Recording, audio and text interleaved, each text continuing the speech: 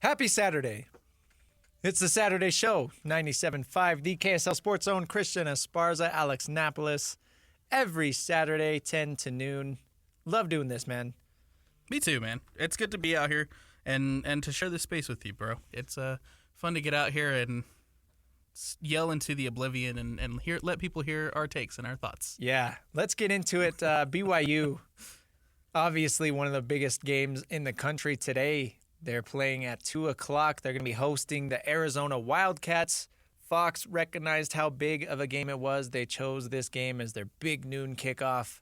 They're having a bunch of celebration down in Provo. They're saying that for the big noon kickoff, the crowd in Provo right now is one of the biggest, if not the biggest, that they've ever had. So that's awesome to hear. The local fans are out there supporting this team. BYU off to an insane start of the season. 5-0, looking to get to 6-0. They can already be bowl eligible if they win today's game. How amazing would that be, Alex? Incredibly amazing, considering where we thought this BYU team was going to be heading to this point of the season, right? We mentioned it last week, Christian, where we talked about how the goal for this BYU team was going to be bowl eligibility, but now we're having a completely different conversation because they have exceeded expectations. There's been moments where they've looked really, really good. Still some things that I think that they can clean up on both sides of the ball. However, defensively, man, the defense of BYU has really shown up this season, and that's all the credit to not only those players, but to Jay Hill, who I think has done a phenomenal job with that BYU defense. Yeah, it's been so much fun and surprises all over. But revisiting they were on bye last week, and the last game that we saw BYU play, 34-28 win over Baylor, and it was a little controversial because BYU only scored 3 points in the second half. It was a field goal that came in the third quarter, so they almost let that game slip away. How do they keep that from happening again? Got to keep your foot on the gas, right? You gotta obviously at some point you have to look at the game and get a little bit conservative with your lead and start playing safe. But early in the third quarter, and probably through a majority of that third quarter, you got to keep your foot on the gas and continue building that lead. I think BYU got conservative a little bit too early in that one, and ultimately. Credit to Baylor too, because I thought they played a lot better in that second half, and ultimately that's led to them also kind of closing that gap a little bit. And so you keep your foot on the gas, continue to build that lead, and then in the fourth start thinking about conserving the lead. I just think BYU got a little bit conservative too early. You're up 31-14 at halftime. Baylor opens the second half with a touchdown. Then you answer with a field goal, and you're up 31-21. You have a 10-point lead, and you don't score any more points after that. So revisiting this, it is a little amazing that they didn't let this game slip away. It was oh so close to being a disaster for BYU. But you talk about, we opened the show talking about Utah's defense bending, and then finally breaking on those last couple of drives for Arizona State.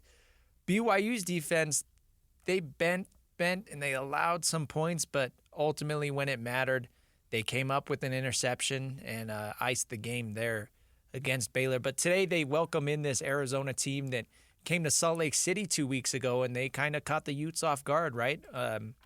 And who knows, maybe it was more than that. Maybe this Utah team is not what we thought that they were. But that Arizona win 23-10 over Utah at the time was really shocking. But Noah Fafita played great. Tet McMillan did not have the dominant performance that we've seen him have, but he is one of the best receivers in the country. So do you think that BYU's defense will perform better or worse than Utah's defense did against Arizona? I do think that they'll perform a little bit better. Mostly because I think BYU is a little bit more prepared in this case because we've had more to see on film from both sides, right? Yeah. And I think at the end of it, man, this Arizona team, it's been a little bit inconsistent with Arizona, right? You start off the season well, you have a really poor performance against Kansas State, then you bounce back and you have a really good performance against Utah, and I think last week they struggled against Texas Tech. So if Arizona can find some consistency and continue to show why Noah Fifita is regarded as one of the best quarterbacks in the Big 12 and why Tet McMillan is one of the best wide receivers in the Big 12, then we're having, it's going to be a close game. It's going to be a tough game. However, if we see the Noah Fifita and the Tet McMillan and the Arizona offense from that Kansas State game, and maybe even last week a little bit in that Texas Tech game, I think BYU has a really good shot winning at home.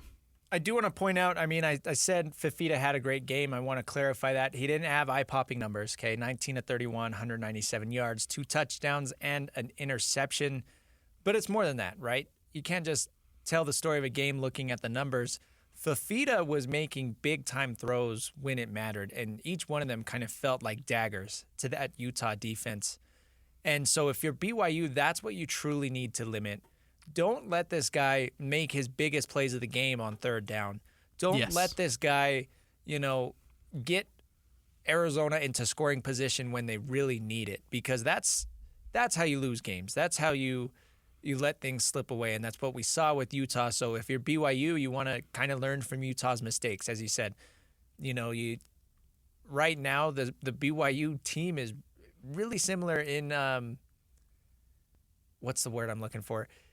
Culture kind of to the Utah team, and and how they run and their defense, even the way that the defense is structured and plays, really similar. So it's not like you can't learn anything from that Utah to Arizona game. Hans and Scotty were actually having a funny discussion about this the other day. They were like, man, do you think that Kalani Sitake or Jay Hill calls up Kyle Whittingham or Morgan Scalley and is like, hey, give us some tips from this game? Do you think that happens? Probably not. Probably not a call, but there's definitely I think a lot you can learn from watching the tape from that Utah game, right? Right. And as you were mentioning, learn from Utah's mistakes. Yeah. I think Utah, one of the biggest things about Utah in this defense is sacks. They're really good at getting at the quarterback. They're really good at putting the offense in a hole by getting to the quarterback. And Utah obviously struggled against Arizona to do that. But I don't necessarily think that was a Utah defense thing. I think that was more of just Noah Fifita being a baller and getting out of those situations. And so learn from that. Learn how to contain Noah Fifita better. Yeah. And I think like I said, I think if BYU's defense can really show up and contain Noah Fifita, they got a really good shot. And that is part of what makes him so scary. I wouldn't say that he's a rushing threat by any means. Speaking of Noah Fifita, it's not like he's going to tear you up on the ground like an Avery Johnson would, but just his ability to feel pressure and evade pressure. And yes. He's an improviser, right? He sees the situations, and I think he just has a really good football IQ and really good vision to get out of those situations. And just a sense of pressure to know, you got somebody coming on your, behind you, and it's like just the ability to have that internal clock and feel the game around you. But BYU's defensive line has been really good this year and a hell of a lot better than they were last year. And I think that is the key matchup of this game is, BYU's defensive line, their defensive ends, Tyler Batty, Isaiah Banya. Can they get home? Can they keep Noah Fifita contained? And then rushing, obviously, can they keep the running backs in their lanes and not let anything get out of hand there? So expecting a big game from the linebackers and from the secondary, but really I think it boils down to the defensive line and the defensive ends. Can they do what they need to do to really throw Noah Fifita and the Arizona offense off of their game? But, Alex, you bring up a good point earlier. This Wildcats team has been really hot and cold. They scored 61 points against New Mexico. They won that game. Then they beat Northern Arizona 22-10. You'd expect a bigger margin there. Then they got blown out by Kansas State 31-7. Of course, again, they beat Utah 23-10, and then they lost to Texas Tech last week 28-22. So it's really, really up and down for this Arizona team, and maybe it's a matter of which team BYU gets today. 100%. And again, we talk about their inconsistencies, and are we going to see the Arizona that took on Kansas State that I thought really struggled, or are we going to get the one against Utah where literally even with Isaac Wilson in the game, like they did an amazing job of pass breakups and literally didn't allow any catches for any wide receiver for Utah in that third quarter. So are we going to get that Arizona, or are we going to get the one we saw against Kansas State? Either way, BYU has to be ready for a challenge. It's, Kalani Sitake said earlier in the week, it's not easy for a team to go up to Salt Lake City to Rice-Eccles Stadium and get a win, but they did, and that doesn't happen by coincidence. That happens because they played very well. And so they have to be ready, because if they do get the Arizona that came to Salt Lake and looked really good, it's going to be an absolute battle at Lavelle Edwards Stadium, and BYU needs to be up to the task to match that. Again, though, I don't know. Based off of everything that we've seen in the last 2 weeks after that Utah game, of course, Utah had the bye, and then they lost last night to Arizona State. And last week, Arizona losing to Texas Tech. Maybe that Utah-Arizona game says more about Utah than it does about Arizona. And it very well could. It very well could. But BYU, I mean, they're going to come out and, again, all the crowd, all the excitement of the big noon kickoff. That was a big talking point throughout the week. Sitake wanted his guys to just focus on the game. He said, we can make this a big deal by putting in the work and coming out with the win. And I think that's the way to approach it. All these festivities, they don't matter to the players, right? It's a game. You're scheduled to kick off at 2, whether or not Fox is there with their whole circus. So it is fun. It's fun for fans. It's fun for media to talk about. It's fun to see on the TV. But at the end of the day, it doesn't impact the players in any way, shape, or form. So they've got to go out, handle these Wildcats. And I do want to say BYU coming into this week ranked number 14. Really? I think that's a little low. No, okay. I think they should be higher. Yeah. Sorry, maybe I should have clarified that earlier. But BYU has had some really impressive wins. I mean, that win over SMU continues to look more impressive by the week. SMU, they're the 25th ranked team in the country. And really, that game against BYU, the Cougars won 18-15, by the way, that week. That's like the only time this season that SMU has been held under 20 points. Their offense has been amazing outside of that game. So that win, again, looks better and better for BYU. Of course, they beat Kansas State, the Cougars did, 38-9. So 2 wins right now over top 25 teams in the country, yet the Cougars are only at 14. I have some questions about that. I do as well. But I think, we've been hearing all week about BYU's resume and how it just keeps getting better and better, especially when you have teams like SMU coming back and winning. Kansas State's win against Oklahoma State, I think, helps out a lot too as far as when you look at that resume. I do think, there's probably, in this case, I think we're probably looking at a little bit of a bias between the Big Ten and the SEC, and we're going to obviously rank those teams higher. But BYU, obviously, if they get the win tonight, they need to be there's no doubt in my mind that they need to be in the top 10. Yeah, and a win today, I think, will solidify that. I hope so for the Cougars' sake, because what a fun story it's been for them, right? Not being picked to finish very high in the preseason poll. Everybody was counting them out, saying they're going to struggle to get to bowl eligibility. But if they can reach that benchmark, it's a 6-win minimum. And if they can get their 6th win in their 6th game, that would be so much fun. And really, their fate is in their hands right now. Absolutely. And their schedule softens up. You got Oklahoma State and then UCF, 2 teams that have really fallen off over the last couple of weeks. And then that game against Utah, say what you want about Utah's struggles. I know that we really, really harped on them in the first segment, but the fact of the matter is, for that game, it's always going to be close, no matter how good or bad one team is. That game's always going to be close. But then BYU will play Kansas after that game. They suck. That Arizona State game could be fun, but then you wrap up the season with Houston. So again, get the win here at Arizona, and Utah is probably going to be your only other big challenge throughout the rest of the season. Absolutely. And, not to be cliche or anything, but teams show up for rivalry games. It doesn't matter if BYU are undefeated up to that point. It doesn't matter if Utah doesn't win a single game leading up to that BYU game. It's a rivalry game. Teams, it's a completely different vibe. Yeah. Throw away the analytics, throw away the statistics, throw away basically anything because you never know what you're going to get especially in that rivalry. So let's see how the Cougars do today. Again, playing in Provo is always fun. It's a big home field advantage, and the last time that we saw BYU at home was that awesome Kansas State game where they dominated in all three phases. I do want to see how Jake Retzlaff on the offense play today. Retzlaff going back to that Baylor game. In the offense, of course, 34 points. That's great. Retzlaff had 218 yards, 3 touchdowns, but 3 picks. Again, we continue to hit on those turnovers. Got to see that number get lowered. Absolutely. It's been a big issue, right? You can't, at some point, it's going to come back and bite BYU because you just can't lose the turnover battle and expect to win games. And I mean, credit to that defense because they have shown up and they've kept it, kept the turnover battle close. But at some point, the offense has to clean that up. Turnovers, if you want to be a Big 12 championship team, you got to clean up those turnovers. Yeah, you do.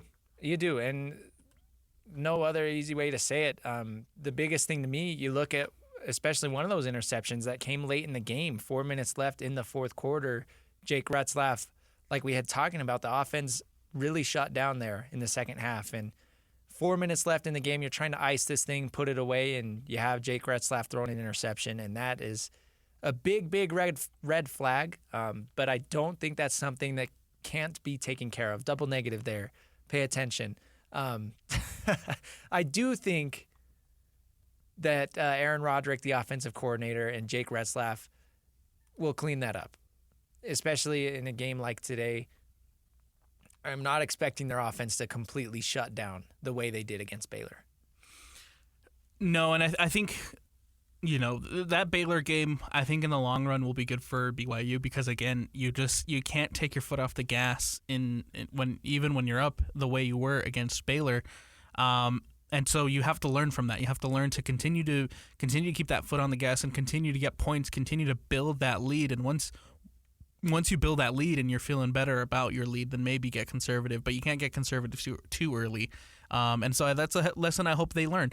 And I hope that's a lesson that they take into consideration, especially against this Arizona team, right? This is a team that Arizona can score, they will score, and they're going to score. And if you get too conservative and you allow Noah Fifita back into a game once you're up, we could be having a whole different conversation. What is your final score prediction for this game? This is something we got to do more of here on the Saturday show. I've been listening to some of their other shows, and I'm like, man, we need some more predictions, some things to be held accountable for. I am terrible at predictions. Usually, what I predict, the opposite happens, and so I don't like being on the spot when it comes to predictions. But I will give a prediction. I'm gonna go a close one. I think BYU wins 31-24. Okay. Over Arizona. That's about where I'm leaning too. I think BYU will break the 30-point mark. I don't think they're going to be held under 30 points. I do think Arizona is going to be able to move the ball at least a little bit, but I don't think Arizona is going to get more than 3 touchdowns. I'm going to say 34-24. Okay.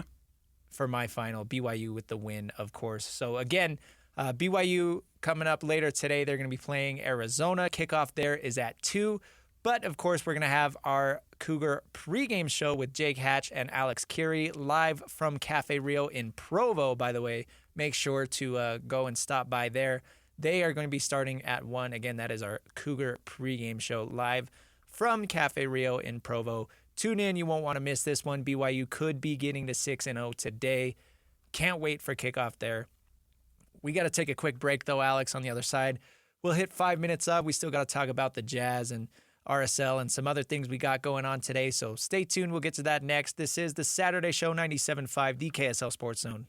It's the Saturday Show 97.5, the KSL Sports Zone. Christian Esparza, Alex Napoles. What a great way to start off our Saturday and yours as well. Last segment, we talked about BYU taking on Arizona today at 2. Fox is there with their big noon kickoff show. When I hit a couple of highlights from there, our guy Mitch Harper, of course, talking about Urban Meyer getting relentlessly booed by BYU fans. at Big Noon Kickoff. Urban Meyer says this is one of the most beautiful settings in the country, and normally people in this area are very nice, not like today. Apparently, he is getting torn up. I do want to point out there is a video of a BYU fan interacting with Urban Meyer, trying to get him to say BYU. Of course, he was notorious while he was at Utah. He would always refer to them as the team down south. It is official, though. Urban Meyer did say BYU. So that's awesome. Feels like he had to say it, right? The hatchet is buried. A little professionalism, right? When you're out there, you got to say on BYU. You got to, or when you're on TV, you got to say BYU. Yeah. Closeted BYU fan, apparently. Of course, could be. There is a Zach Wilson sign that says "I love Cougars." There we go. So that's awesome. great. I love, and of course Utah had the game day last year, and Big Noon Kickoff being at Provo. That's so cool to see, right? Just the national attention because these games are big and they matter, and that's important for us. It's cool for the fans. So I love that. Yeah, and I want to give a big shout out to everybody down there in Provo, everybody down there at BYU for showing up. It's been a big week as far as for Utah, where there's a lot of national attention here, right? ESPN was here earlier this week for the Utah Hockey Club in the inaugural game. Now you got Big Noon Kickoff showing up for BYU Arizona. Good on Utah sports fans, good on Utah Hockey Club fans, you good on BYU fans and people down there in Provo for showing up and representing the state of Utah beautifully. Yes, sir. It's been really an exciting sports season for Utah. Yeah, absolutely. Absolutely. And I hope that we can continue this trend of being able to spotlight our state. As always, let's get into some 5 minutes of Alex. A little bit of time to talk about a lot of different things. Let's start with RSL. They are on bye today, but they were able to get the win last week over San Jose.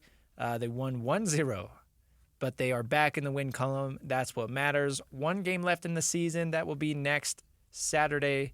They will be hosting Vancouver, but right now, RSL tied for third place in the Western Conference standings. How do you think that's going to shake out after today? After today, there is a game tonight. LAFC taking on Vancouver. I think tonight LAFC does win and secures that second seed. And so it'll be up to RSL to decide whether they're going to be the third seed and potentially have the ability to host more games in the playoffs down the road, or be the fourth seed and potentially not be able to host more home games down the road in the playoffs. And not only that, but it's very important for seeding because there's other bigger tournaments on the line that Real Salt Lake can accomplish. They can get a bid to the Champions Cup, which is the international tournament that they do with all the teams in North America.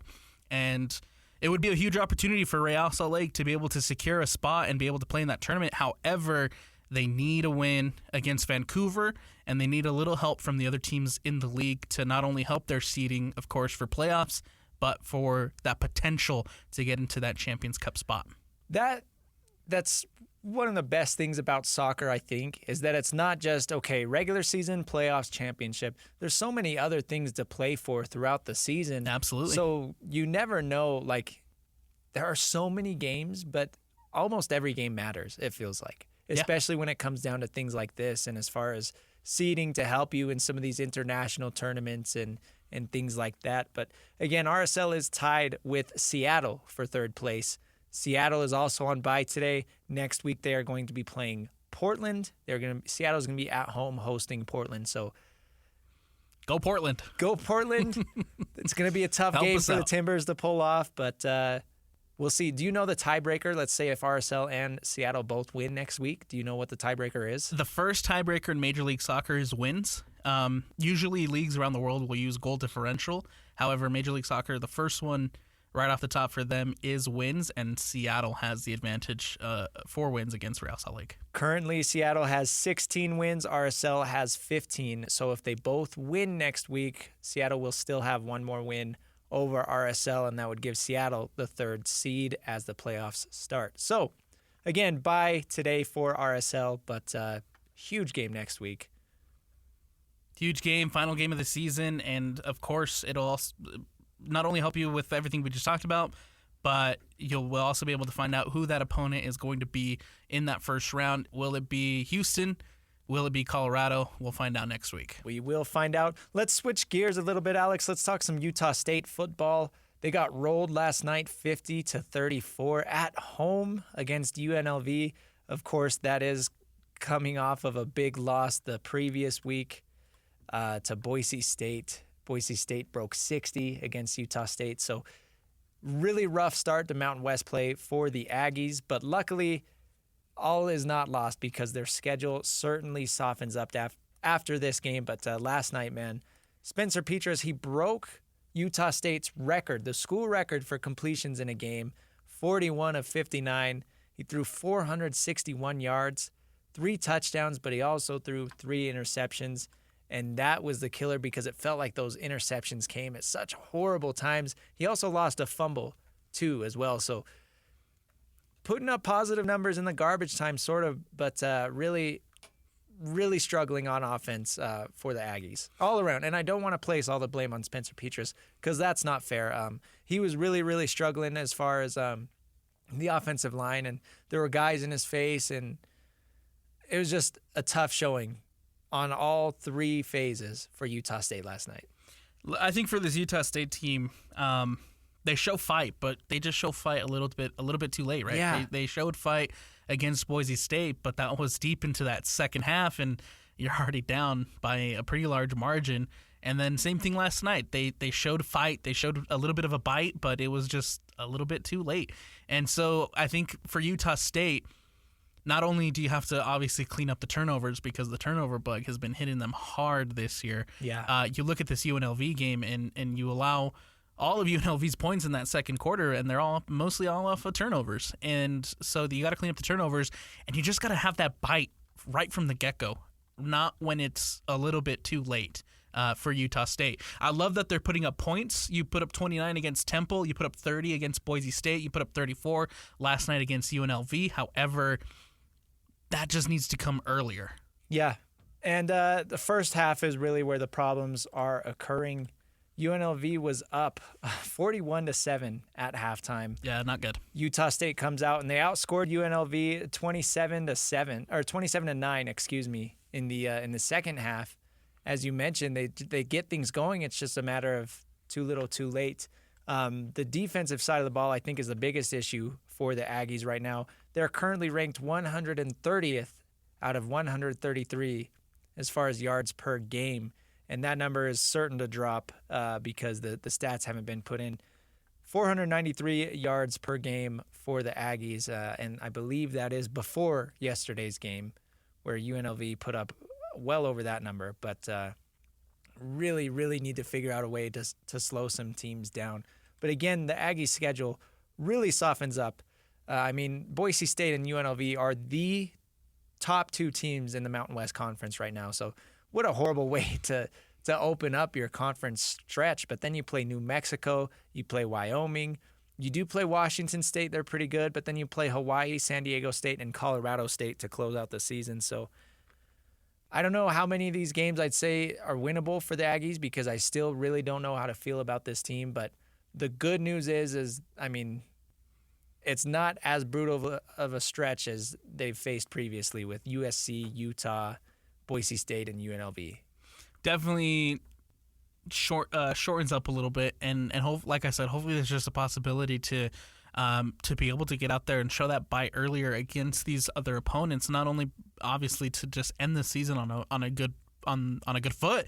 However, bowl eligibility is still in line for Utah State, right? They're 1-5. However, if they can win out, they can still make that bowl game. Yeah.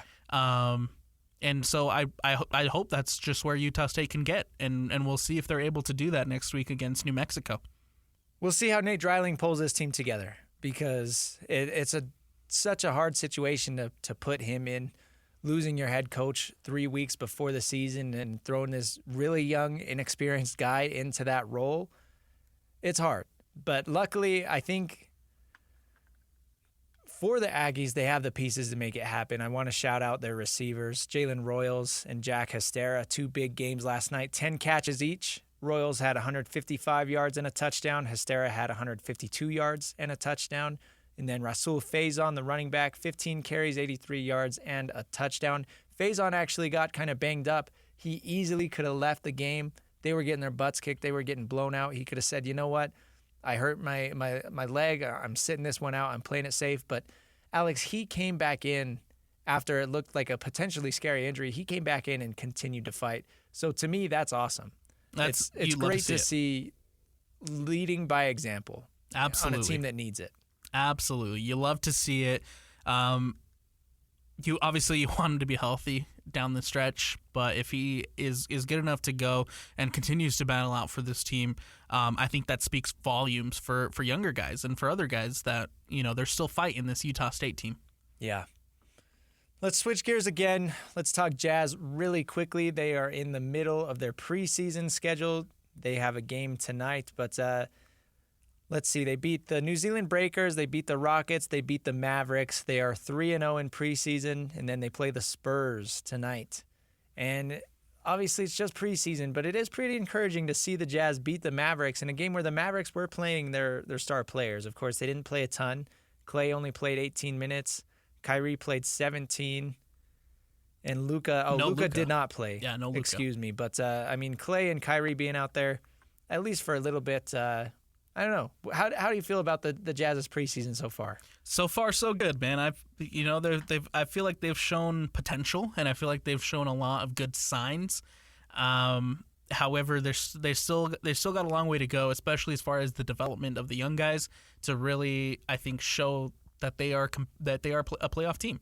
Right? I don't want to write them off this early, right? It's still the preseason, and they've had good showing in the preseason. So I just hope that they can continue to ride that wave, continue to develop these young guys, and maybe make some noise in the Western Conference. That's what I'm looking for in this Utah Jazz side. Yeah, Taylor Hendricks, 34 minutes, only finished with 2 points, though. That's rough. Lauri Markkanen getting 29 minutes in a preseason game is a little interesting. 26 points for Lauri against the Mavericks. Walker Kessler had a pretty good showing, 24 minutes. He put up 9 points and 15 rebounds. So I think that's one of the storylines that we're going to continue to watch from the Jazz, not just throughout the preseason, but the whole season is, Coach Will Hardy chose Walker Kessler to be the starting center over John Collins. How much does Walker improve his game? And does he establish himself as a piece to build around with this Jazz team? I thought Walker, like you mentioned, had a really good had a good showing. Again, it is preseason. We'll see how much value we want to put into that once we get to the end of preseason. Right. But he is showing good signs, and I thought Kessler took a step back last year, and so I'm really looking forward to seeing Kessler take some steps forward this year. Yeah, how much does he improve is the big question for Walker Kessler, because he's got the size, he's definitely got some athleticism too as well, and he's got a nose for blocking shots. It's kind of just a matter of, can he get the fundamentals down, offensive positioning. Can he work on that? Can he work on his physicality? So we'll see what happens with that. But so far, that's what my eyes have been on throughout this Jazz preseason. Again, the Jazz are taking on the Spurs tonight. That's a 6 p.m. tip. You can listen here on the KSL Sports Zone. Let's take a quick break, Alex. We're going to wrap things up next. This is the Saturday Show, 97.5, the KSL Sports Zone. Happy Saturday! It's the Saturday Show, 97.5, the KSL Sports Zone. I'm Christian Esparza, Alex Napoles with me as we wrap up today's show. Getting ready for BYU, taking on Arizona, coming up here shortly. Again, we are going to have our pregame show, our Cougar pregame show. That starts at 1, so give you a quick hour break to go take care of any chores you may need to take care of. Tune in to Jake Hatch and Alex Carey at 1. Kickoff is at 2.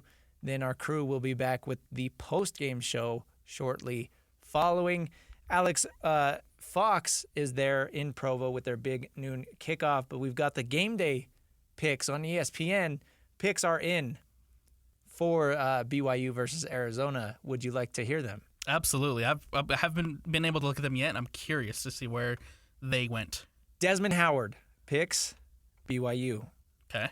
Coach Nick Saban picks BYU. Oh, okay. Caitlin Olsen picks Arizona. Oh.